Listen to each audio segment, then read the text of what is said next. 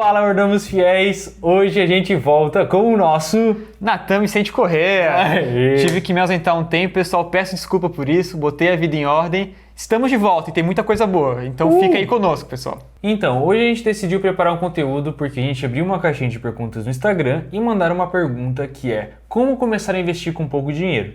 Então, comprar ações é muito fácil, a gente tem um vídeo comprando uma ação por R$19. Porém, o mais difícil é outra coisa. O que é, Nid? A coisa mais difícil para o investidor é saber em que ele vai investir. Na verdade, cada pessoa vive um momento diferente na sua vida, né? E isso está muito atrelado ao quanto de risco ela pode ter, onde que ela vai alocar o capital. E nós, nesse vídeo, chamamos isso de perfil do investidor. Então fica conosco, o conteúdo está muito bom.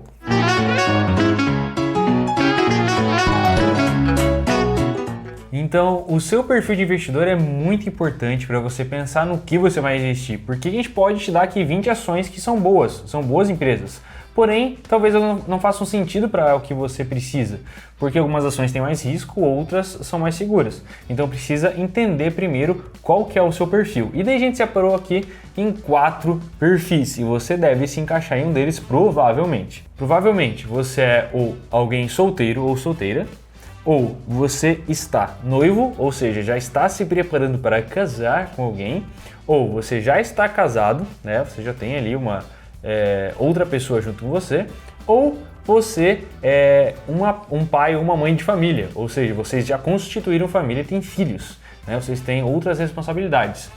Então, talvez você se encaixe em um desses 4 perfis que a gente preparou. E para começar, a gente vai falar um pouco então do perfil do solteiro e da solteira que está vendo esse vídeo agora. Qual que é a É a maioria, acho, né? É a maioria.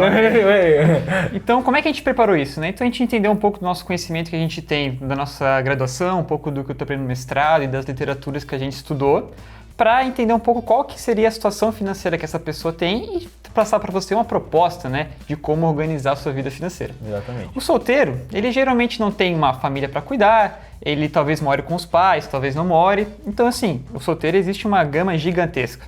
Porém, o que vai diferenciar se ele mora sozinho, se ele mora com os pais, é o tamanho da reserva financeira que ele deve ter. Então, se você, por exemplo, paga aluguel, você deve ter uma reserva financeira maior do que alguém que, por exemplo, que mora com os pais, não tem que pagar aluguel, tá bom? Em alguns casos, essa reserva financeira é chamada de reserva de emergência. Então, você vai ver vídeos no YouTube, etc. Esse nome é comum.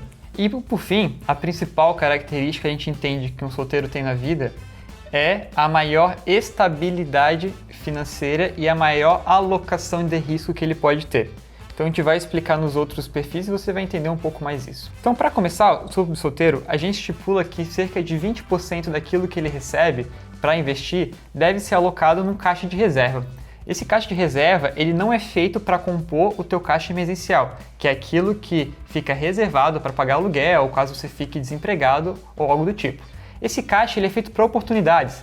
Então, por exemplo, se você está lá guardando, do nada a bolsa cai sem nenhum motivo e aquela empresa que você já estava analisando fica muito barata, você pode sim pegar esse caixa e alocar para aquela empresa. Ou se onde você mora, você tem algum amigo, um tio que é corretor de imóveis e daí ele fala: Maranga, tem um terreno super barato, de onde você vai tirar esse dinheiro?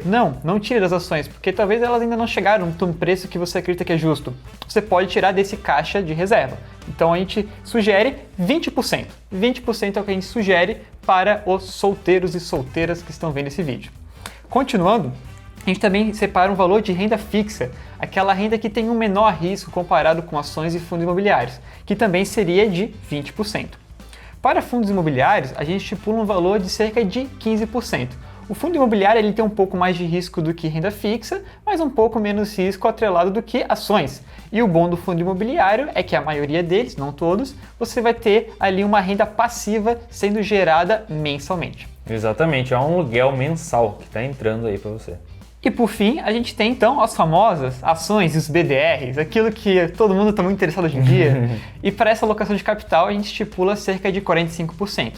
Lembrando que são investimentos de alto risco, né? Porém, a gente atrela esse alto risco sendo permitido que uma pessoa solteira, que mora com os pais, uma pessoa que não tem um filho para criar, uma escola para pagar, um plano de saúde muito caro, essa pessoa ela pode sim estar correndo um pouco mais de risco nesse momento da vida dela. E continuando, nosso próximo perfil é noivo, né? Como eu. e outras pessoas aí que estão nos ouvindo. Mas esse tipo de perfil é muito interessante, cara, porque você tá pagando as coisas do casamento, né? Você tá vendo muitas coisas do casamento e você sabe que é caro, é bem caro, né? E dói no seu coração. Mas você também consegue retirar algo para investir. Então, conseguindo separar essa grana que tem para investir, a gente pensa que é interessante você continuar com esses 20% de caixa de oportunidade, porque, como o Nate falou, às vezes sim surge uma oportunidade fora do comum e você tem que ter caixa para aproveitar isso, certo? Porque é nessas assimetrias, nessas realmente loucuras do mercado que moram geralmente as melhores oportunidades. Então, tirando esse caixa de 20%, a gente também pode utilizar como renda fixa 30%. Então você pode colocar aí no LCI, LCA, no Tesouro Direto. Fundo imobiliário a gente aumentou um pouco para 20%, porque daí você precisa de mais estabilidade, né? Você não pode estar tão exposto assim a ações. E ações e BDRs, né, que são empresas estrangeiras, 30%. Então você ainda está exposto à renda variável em 50%, mas você está aí um pouco mais defensivo, um pouco mais conservador aí para não arriscar também, acabar perdendo o dinheiro de investimentos e depois tendo que ficar só o dinheiro para pagar o casamento. Mas lembrando que esse dinheiro investido não é o dinheiro para pagar o casamento, né? Porque, de novo, renda variável pode cair próximos meses, mas é no longo prazo. Então você tem que estar disposto a esperar um longo prazo. E para falar dos casados, a gente quer chamar aqui o Yuri, que está atrás dessa câmera. Não, brincadeira. Mas a gente fez uma consultoria com a pessoa que está atrás dessa câmera que vocês estão vendo. E a gente entende que o casal, né, eles constroem juntos, eles investem juntos. Então, antes de tudo, você tem que estar muito bem alinhado com o seu par aí, né, para vocês fazerem os investimentos com o consentimento da outra pessoa, né. Porém, na vida de casado, a gente entende que passa a ter uma menor alocação de risco, tá? Então, muitas vezes o casal, eles pensam em comprar uma casa própria, pode ter os filhos, ou tem que pensar na faculdade dos filhos mesmo, ou até na própria profissionalização que vai vir adiante. E por isso a gente entende que tem que ter uma menor alocação de risco, até porque o custo fixo de um casal é muito maior do que um custo fixo de uma pessoa solteira. Então sim, o caixa de emergência vai ser maior, mas ela também não pode estar exposta a tanto risco quanto alguém que mora, por exemplo, com os pais, né? E para isso a gente estipulou também os 20% de caixa, né? Aquele dinheirinho que você vai guardar para oportunidades, 40% de renda fixa. E um lado bom da renda fixa para um casal é porque ela te dá previsibilidade, né? Então ela te dá muito mais previsibilidade do que uma renda variável, né? Então assim você consegue se programar. Poxa, eu comprei um título que vai vencer daqui a 4 anos. Eu tenho uma certa noção de quanto que eu vou render, quanto que eu vou ter desse dinheiro lá na frente, por exemplo. Sobre os fundos imobiliários, a gente continua com os 20%, tendo em vista que é um rendimento que ele tem uma boa alocação de risco e retorno e tem uma renda passiva que pode ser reinvestida ou pode até ser utilizada para criação de caixa e assim por diante. E por fim, tem as ações e BDRs, que a gente estipula que seja feito cerca de 20% de investimento sobre o total que você guarda aí todo mês para investir. E por último, a gente tem o perfil de investidor que ele precisa ser o mais conservador, porque já são os pais ou mães de família, certo? Vocês já são pais ou mães, então você tem filhos, você tem responsabilidades, grandes poderes vem grandes responsabilidades. Você tem fraldas para pagar, tá vendo? Você tem apartamento ou outras coisas que precisam de mais recurso. Então a gente estipulou aqui caixa de oportunidade 20%, renda fixa 50%, como o Nate falou, tem mais previsibilidade, então você fica mais seguro. Fundos imobiliários 20% e ações ou BDRs 10% também. E é importante a gente lembrar que você pode falar, não, mas isso não é para mim, porque eu posso assumir mais risco. Tudo bem, isso aqui é uma base, né? E principalmente para quem está começando, né? Para você realmente sentir, para você entender como funciona o mercado e poder se expor ao risco de uma forma sábia, de uma forma que você não vá aí meter o louco. Para finalizar, uma premissa muito importante sobre isso que a gente falou é que sim, isso aqui é uma sugestão, né? E Nathan, então como é que eu vou saber se eu posso investir mais ou menos, quando que eu posso fugir da sugestão que vocês estão dando? Isso vai depender muito da experiência que você adquirir nos investimentos. Então tem pessoas que sim, elas têm estômago para aguentar grandes variações da bolsa de valores, elas sim conseguem segurar um papel mesmo quando ele caia, porque ela tem uma tese, ela acredita naquilo.